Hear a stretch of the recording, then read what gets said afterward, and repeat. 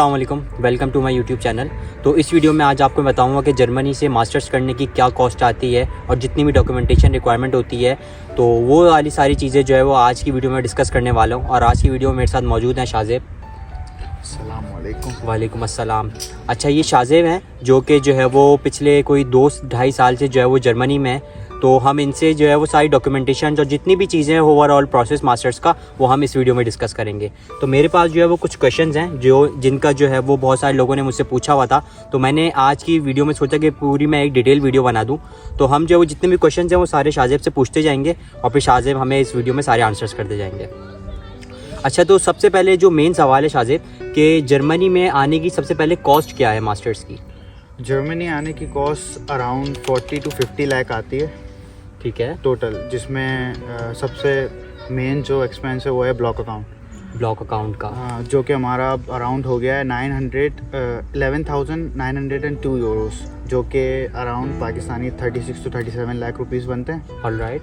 उसके बाद हमारी एप्लीकेशन कॉस्ट आती है, जो कि है। आप अराउंड यहाँ पे 2 तरीके से एडमिशन अप्लाई हो सकते हैं। या तो आप डायरेक्ट यूनिवर्सिटी के पोर्टल से अप्लाई कर सकते हो, या फिर यूनी असिस्ट है जहाँ पे आप अपने सारे डॉक्यूमेंट्स वगैरह सेंड करते हो, देन वो आपकी प्रोफाइल के अकॉर्डिंग यूनिवर्सिटीज़ में अप्लाई करते हैं। तो उसकी कॉस्ट होती है कुछ लाइक वो एक एप्लीकेशन के 75 यूरोस चार्ज करते हैं, देन उसके बाद 35 वो आप जितनी यूनिवर्सिटीज़ में अप्लाई करना चाहो। और कुछ यूनिवर्सिटीज़ वो कहती हैं आप डायरेक्ट हमारे पोर्टल से अप्लाई कर सकते हो, जो कि फ्री ऑफ कॉस्ट होती है।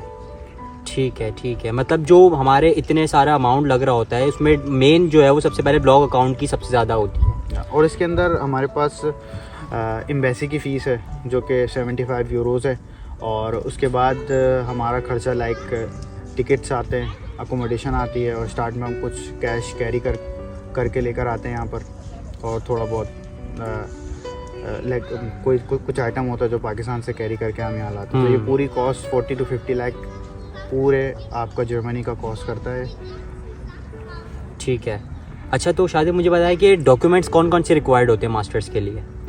मास्टर्स के लिए हमारे पास 16 ईयर ऑफ एजुकेशन चाहिए, लाइक हमने बैचलर किया वो। ठीक है। और हमारे पास आइल्स होना चाहिए मिनिमम 6 बैंड। तो आइल्स वैसे ज़रूरी इसलिए भी कहूँगा क्योंकि आपके पास ऑप्शंस बहुत सारे ओपन हो जाते हैं। ठीक है। जैसे कि अगर जिनकी प्रोफाइल्स लाइक 3.5 या उससे ऊपर CGPA, तो विदाउट आइल्स भी काम चल जाता है। लेकिन जिनकी जो GPA वो 3 से लेस है, तो उनके लिए आइल्स मैं कहूँगा कर लें, ताकि ये कि ऑप्शंस उनके पास आ जाएंगे यूनिवर्सिटीज़ के। ठीक है। अच्छा, जो 16 ईयर्स ऑफ एजुकेशन है तो उसमें डॉक्यूमेंट्स कौन कौन से रिक्वायर्ड है? मतलब मैट्रिक, इंटर और बैचलर्स का होता है। हाँ, इंटर की हो गई मार्कशीट और वो हो गई सर्टिफिकेट, मैट्रिक का हो गया, और हमारे पास डिग्री और ट्रांसक्रिप्ट हो गए। अच्छा, तो मैट्रिक, इंटर और बैचलर्स की जो डिग्रीज़ हैं हमारे पास, तो इसकी अटेस्टेशन वगैरह भी रिक्वायर्ड होती है? हाँ, हमें इंटर और मैट्रिक की IBCC से अटेस्ट करवानी होती है, और HEC से हमारे यूनिवर्सिटीज़ के डॉक्यूमेंट अटेस्ट होते हैं। ठीक है। मतलब IBCC जो है वो मैट्रिक और इंटर का हो जाता है, और जो है वो HEC से वहाँ से हो जाता है। ठीक है। अच्छा, जो ब्लॉक अकाउंट हम लोग खुलवाते हैं उसका प्रोसेस क्या होता है? यार, ब्लॉक अमाउंट यहाँ पे ये होता है कि पाकिस्तान से हम यहाँ के बैंक में एक अकाउंट ओपन करवाते हैं। उसमें फिर हम अपना जो भी ब्लॉक अमाउंट होता है वो पाकिस्तान से यहाँ ट्रांसफ़र करवाते हैं।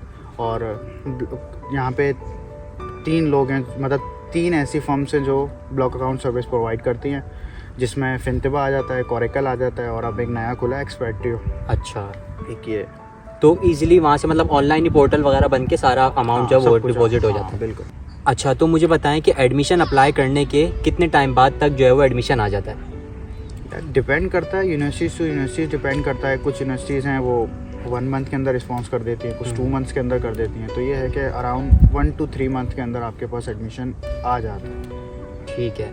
अच्छा, जब आपका एडमिशन आ जाता है तो उसके बाद फिर हेल्थ इंश्योरेंस वगैरह रिक्वायर्ड होती है, तो फिर वो वहाँ कहाँ से करवा रहे हो? तो आप वो जहाँ आप ब्लॉक अमाउंट ओपन करवाओगे तो वही लोग आपको सर्विस प्रोवाइड करते हैं हेल्थ इंश्योरेंस की।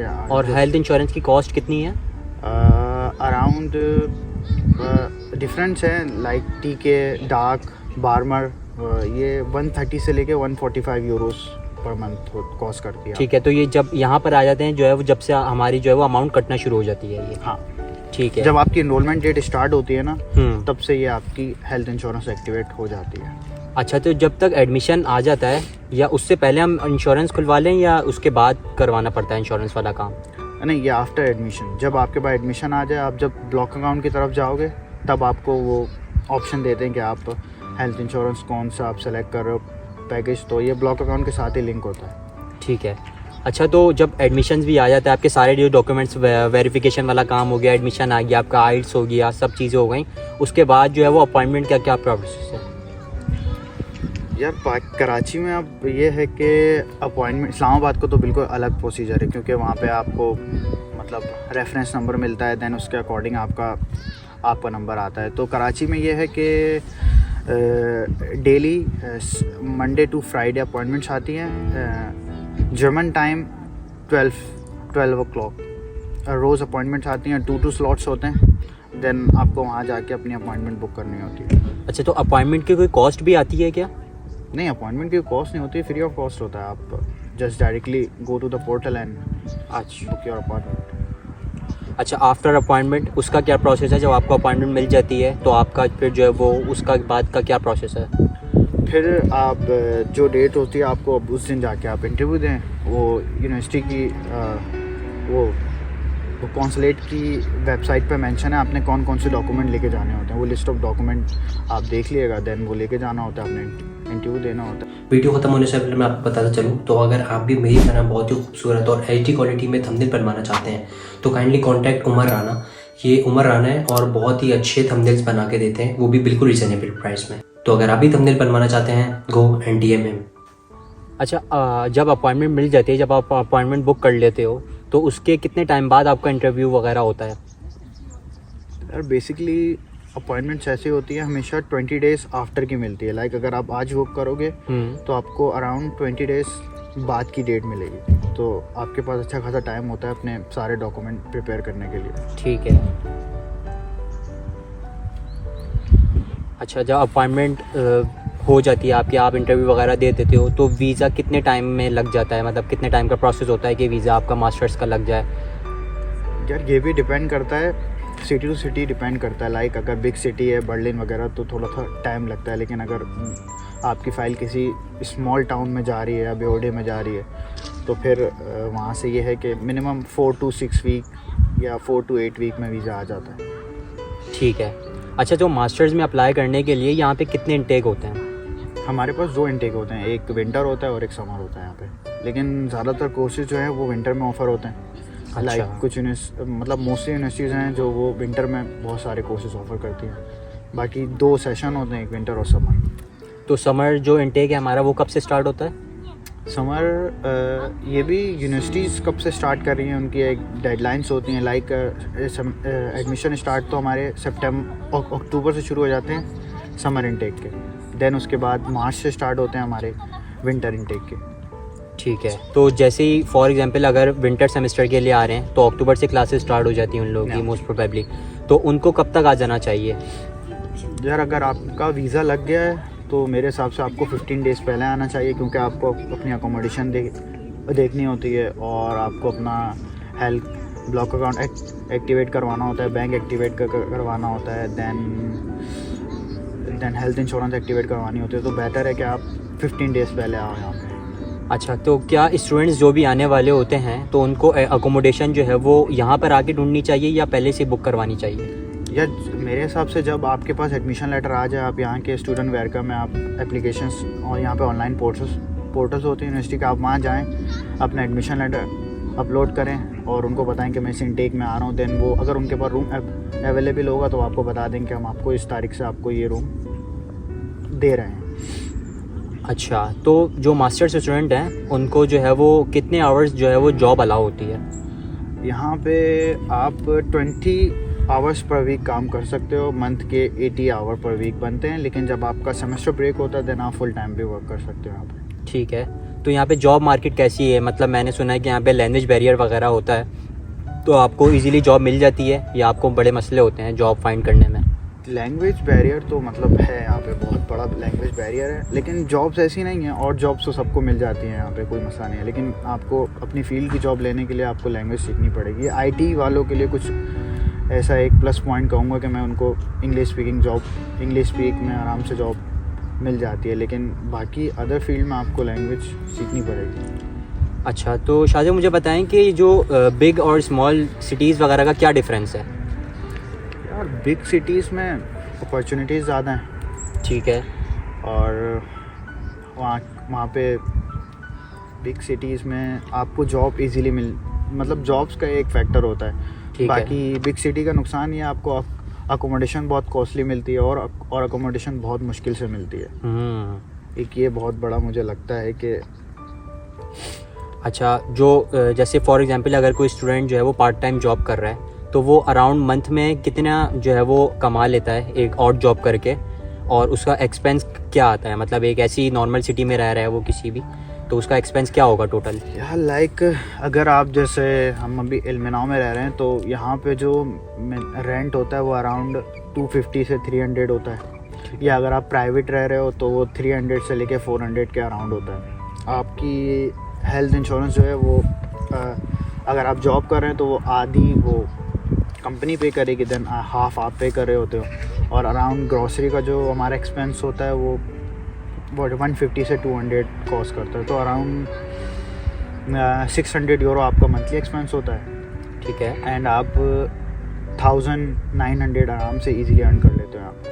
ठीक है, ये पार्ट टाइम का है। ये पार्ट और यही ऐसी फुल टाइम है जैसे आपने बताया कि सेमेस्टर ब्रेक में जो है वो फुल टाइम जॉब अलाउ होती है। आप फिर ये है कि अराउंड 2000 से 2200 यूरोस आराम से कमा सकते हो आप। ठीक है, तो मतलब अगर बंदा यहाँ पे आगे पार्ट टाइम भी करते हैं स्टूडेंट, तो उनकी जो है वो आराम से एक्सपेंस भी निकल जाते हैं और उनकी सेविंग भी हो जाती है। हाँ, आराम से इजीली। अच्छा, तो जैसे मोस्टली स्टूडेंट्स का जो है वो वीज़ा लग रहा होता है कि 6 मंथ्स का लगता है या 1 ईयर का ड्यूरेशन होता है उसका, तो उसके बाद का क्या प्रोसेस है? क्योंकि डिग्री तो हमारी 2 इयर्स की होती है ये। तो ये करना होता है, आप जब यहाँ पे आ जाते हो देन उसके बाद यहाँ पे आप अपने ऑस्लेंडा बियोडे, लाइक ऑस्लेंडा बियोडे फॉरेन ऑफिस को कहते हैं, आप वहाँ से अपनी अपॉइंटमेंट लेते हो। ठीक है, कि देन वो आपको बुलाते हैं, कुछ डॉक्यूमेंट्स बोलते हैं आपको कि आप इनरोलमेंट, अपना ब्लॉक अकाउंट सर्टिफिकेट, क्योंकि जो रिमेनिंग अमाउंट होता है वो मांगते हैं कि आप ला के शो कराओ हमें। देन हाउस कॉन्ट्रैक्ट होता है हमारे पास, तो ये सारी चीज़ें मंगवाते हैं वो लोग, आप उनके पास जाते हो, देन वो वीज़ा एक्सटेंड करके आपको एक कार्ड दे देते हैं हाउस वाइज। ठीक है, तो वो आपको मिल जाता है इजीली। अच्छा, जो जितने भी इंटरनेशनल स्टूडेंट्स आते हैं मोस्टली वो कितने टाइम में अपनी जो है वो डिग्री कंप्लीट कर लेते हैं? यार मतलब 3 to 4 ईयर लगता है, हर कोई 3 to 4 ईयर तो लगाता है, क्योंकि स्टडी के साथ जॉब के साथ स्टडी, ये दोनों मेंटेन करना बहुत मुश्किल होता है यहाँ पे। सो टाइम लगता है 3 ईयर्स, तो मिनिमम 3 ईयर्स। ठीक है, सारे पे वो जॉब्स वगैरह कर रहे होते हैं, वो सारी चीज़ें वगैरह हैं। अच्छा, तो मुझे बस एक लास्ट क्वेश्चन है कि इस पूरे प्रोसेस में मास्टर्स के सबसे ज़्यादा मोस्ट डिफ़िकल्ट पार्ट क्या होता है जो स्टूडेंट्स को फेस करना पड़ता है? यार मुझे तो अभी देखा जाए तो इस्लामाबाद में अपॉइंटमेंट्स का बहुत इशू है, तो ये अपॉइंटमेंट्स का तो बहुत बड़ा मसला है, और अब कराची में भी बहुत अपॉइंटमेंट्स का इशू होने लग गया है, तो मेरे ख्याल से अपॉइंटमेंट्स है। ठीक है, और एक ब्लॉक अकाउंट भी हो सकता है।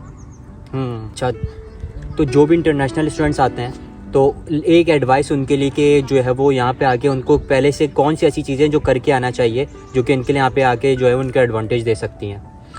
यार सबसे पहले तो आप अगर यहाँ आ रहे हो, आपको पता है कि आप जर्मनी में आ रहे हो, तो आप जर्मन लाजमी सीख कर आओ, थोड़ी बहुत एटलीस्ट आप सीख कर आओ कि आपको यहाँ पता हो। बिग सिटी में चल जाता है, फिर भी लोग कुछ हैं जो इंग्लिश बोल रहे हैं, यहाँ काम चल जाता है, लेकिन आप अगर स्मॉल सिटी या स्मॉल टाउन में आ रहे हो तो आपको you must learn German. Okay, ठीक है भाई, हमारी वीडियो यहीं तक की थी। जितने भी सारे क्वेश्चंस लोगों ने पूछे हुए थे मोस्टली वो सारे मैंने इस वीडियो में डिस्कस कर लिए हैं, वो सारी डिटेल हो गई है। इसके अलावा मज़ीद जो भी क्वेश्चंस हो वो आप लोग जो है वो हमसे पूछ सकते हैं और हमें बता सकते हैं, हम उसके ऊपर जो है मज़ीद कोई दूसरी वीडियो बना देंगे पार्ट 2 करके। तो उम्मीद है आप लोगों को वीडियो अच्छी लगी होगी, तो वीडियो को लाइक शेयर सब्सक्राइब कर दें, बेल आइकन दबाना मत भूलिएगा। फिर मिलते हैं एक जल्दी नई वीडियो के साथ, तब तक के लिए अपना बहुत सारा ख्याल रखें। अल्लाह हाफ़िज़।